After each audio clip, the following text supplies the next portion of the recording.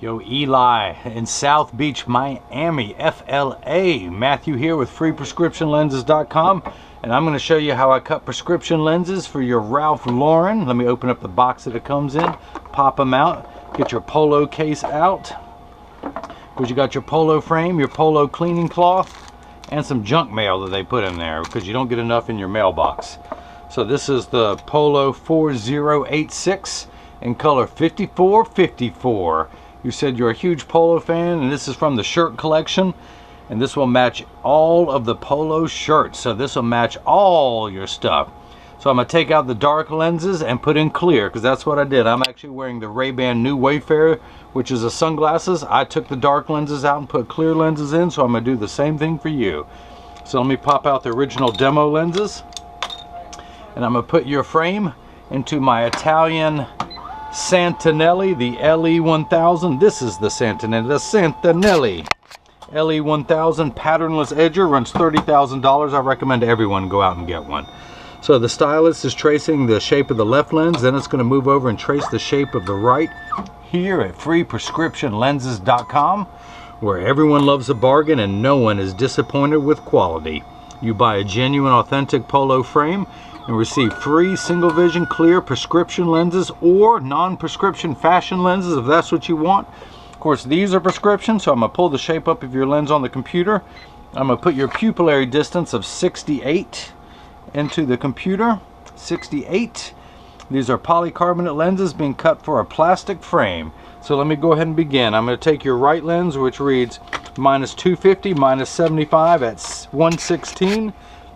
I'm going to spin the axis wheel of my Marco 101 lensometer to 116. I'm going to put the power drum at -250. Put your lens in and rotate it until the sphere power comes in clearly. Locate your optical center, check your astigmatism correction, which I'll explain in a little bit. And now I want to put 3 dots on your lenses. That's going to give me a horizontal meridian. And of course these are too light for you to see, so I'm going to darken these for you. And this is the right lens, so I'm going to put an R on there.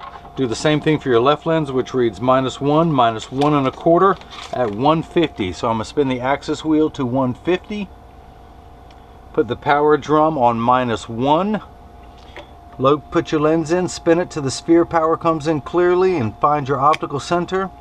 Everything looks good there. Let me put 3 more dots on here.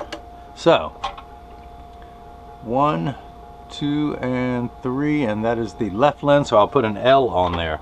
Now this is a block. This is what's going to hold it in place while it's cutting. I need to attach this to your lens. So 3M, the same people who make the post-it notes, make some double-sided adhesive stickers. So the black side is the sticky side. I'm going to stick that onto the block, pull the tape away, make this side sticky. And essentially what I'm looking into is a crosshairs of a scope. I have a vertical meridian and a horizontal one. That's why I put those 3 dots on there, because I want to get it straight on that horizontal meridian. Put the block on it, and now your optical center is dead center there. I'm going to do the same thing for your left lens. Put that on there, pull away the tape, block your lens up. And now I'm going to take your right lens and put it into the Chuck, or as I like to say, the Charles, because I don't know it well enough to call it Chuck. But the first thing that's going to happen, apart from really bad humor, is these calipers are going to come down. Aren't you glad the machine works quietly? But these calipers are going to come down. It's going to trace the shape of your lens, or the shape of the frame, onto the lens to make sure the lens is large enough to fit into the frame. It's tracing the concave surface first, which is the back surface, the rear surface closest to the eyelashes. Then it's going to move over and trace the convex side of the lens, which sits away from the face. All the while measuring the thickness of the lens to know exactly where to place the bevel. The actual cutting wheel is down here on the bottom left. That's going to grind away your lens material, and this wheel in the center is what's going to put the bevel onto the lens. It has a little valley in there, and that's what's going to put the knife-like edge. I will have to close the door in a moment.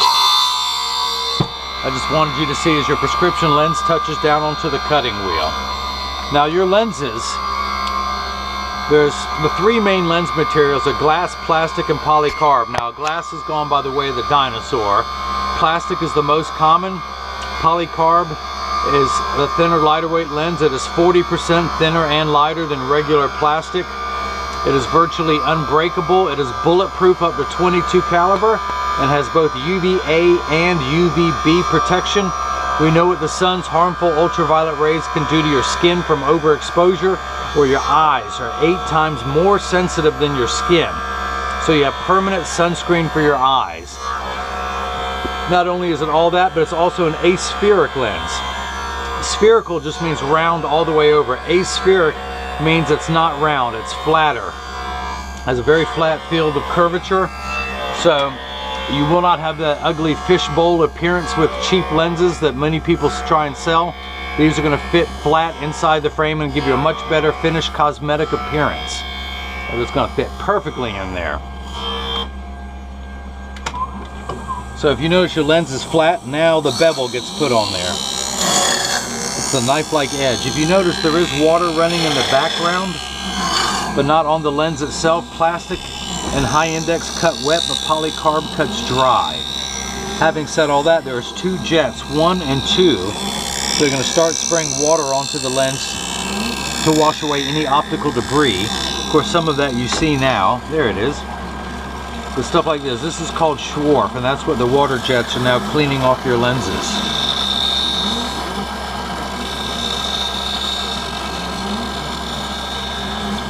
So this does this for the last 20 seconds of the cutting cycle, and as soon as it's done, we'll pop the lens out and see if it fits.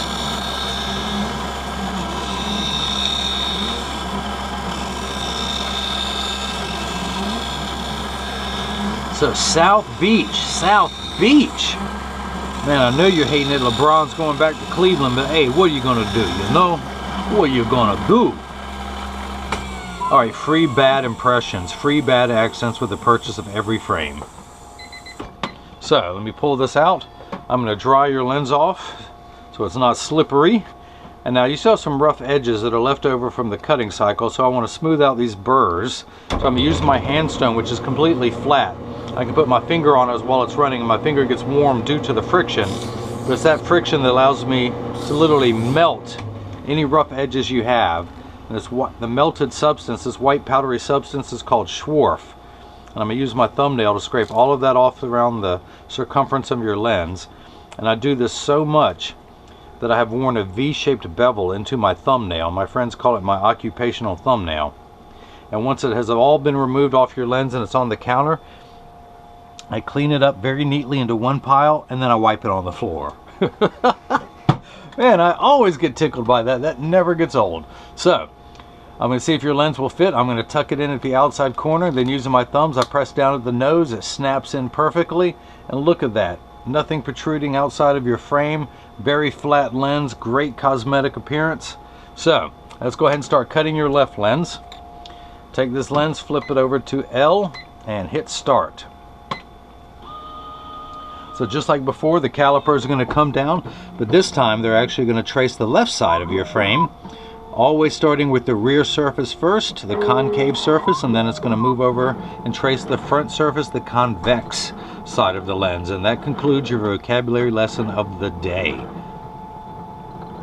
So if I was talking too much last time, this is the actual cutting wheel down here. It's going to act like a heavy grit sandpaper. And then this wheel here is what puts the bevel onto the lens. And when I say the bevel, it is the knife-like edge that is now on the edge of your lenses. A very dull knife, but a knife-like edge nonetheless. So once this begins, I'm going to continue working on your right lens. So I'm going to take this block off, pull that sticker off. I'm going to spin the axis wheel back to 116. Put the lens in right above that red dot. That red dot is your optical center. I want to put it in my lensometer right there and measure. And I'm reading minus 250. And then check your astigmatism. I'm getting minus 3 1/4. So the unit of measurement in the optical field is called a diopter, spelled D-I-O-P-T-E-R. Everything is in quarter increments, starting with 0, which is no prescription, going up in quarter increments, 0.25, 0.50, 0.75. You're at 250, so you're on the 10th rung of a ladder. This first number, without your glasses on, everything is much larger in real life. So this number shrinks everything down to the correct size. The second number is your astigmatism correction. And there is a stigma over the word astigmatism. It just means shape. It means your eye has one curvature. Instead of a straight line being a window pane, which is no prescription, you have a curvature of minus 250, which mimics the curvature of your eye. Now you have a second curvature, if you will. Instead of being straight, it curves this way. So the first curvature is minus 250, the second curvature is minus 75. You add those two together and you end up with minus 3 1/4.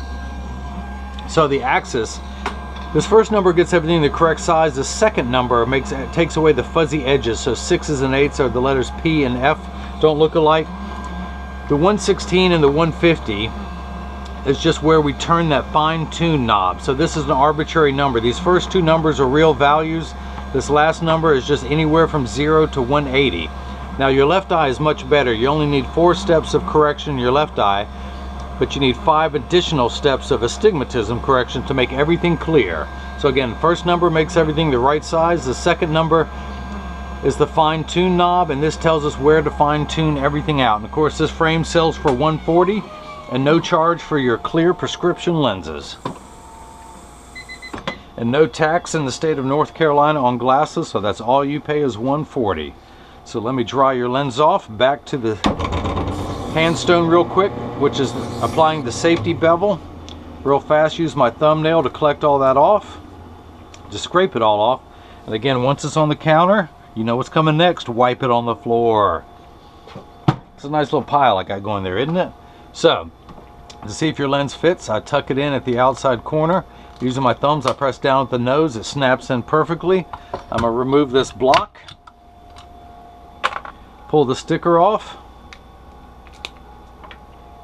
And spin the axis wheel back to 150.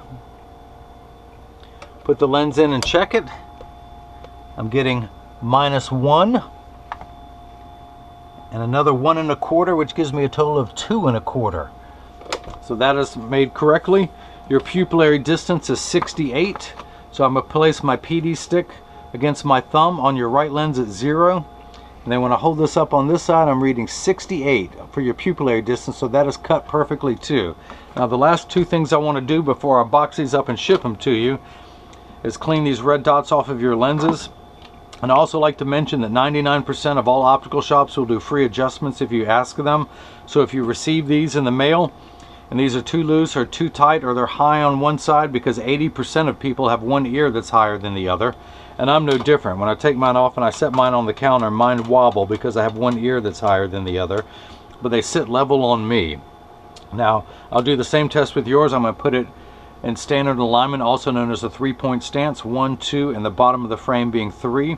I set it on the counter and press down. There is no wobble. I flip it over, press down. There is no wobble. I make sure that each colorful temple overlaps perfectly, and there's the same amount of tension on each springed hinge, or each hinge. These are not spring hinges, but each hinge, and there is. So that's that. If anyone has any questions about what I can and can't do, just email me at freeprescriptionlenses@gmail.com. Eli, I hope you enjoyed watching me make prescription lenses for your color 5454 in the Polo frame of 4086. That goes with all your wardrobe.